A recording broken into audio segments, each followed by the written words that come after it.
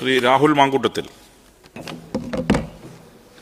ഈ ദീർഘകാലം പ്രവാസ ജീവിതത്തിന് ശേഷം അവർ നാട്ടിലേക്ക് ആരോഗ്യവാന്മാരായി മടങ്ങി വരുമ്പോൾ അവരുടെ ഒരു നീണ്ട കാലത്തെ എക്സ്പീരിയൻസിനെയും അതിൽ തന്നെ സ്കിൽഡായിട്ടുള്ള ഒരുപാട് ആളുകളുണ്ട്.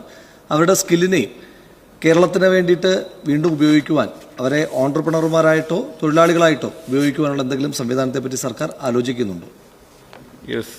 സർ, അത്തരം ആളുകളുടെ സഹായം സ്വീകരിക്കാനുള്ള വിപുലമായൊരു പദ്ധതി തന്നെയാണ് ഇപ്പോൾ ആവിഷ്കരിച്ചിട്ടുള്ളത്. അതിനാവശ്യമായ നടപടികൾ നല്ല നിലക്ക് തുറന്നു പോകുന്നുണ്ട്.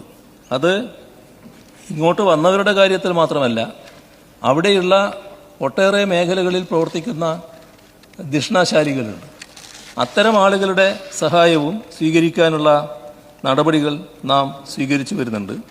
ഇവിടെയുള്ളവരുടെ അവരുടെ മുൻകൈയുടെ ഭാഗമായി ആരംഭിക്കുന്ന സംരംഭങ്ങൾ മാത്രമല്ല, മറ്റു തരത്തിൽ സംസ്ഥാനത്തെ സഹായിക്കാൻ പറ്റുന്ന തരത്തിലുള്ള നടപടികൾക്കും സഹായം തേടുന്നുണ്ട്.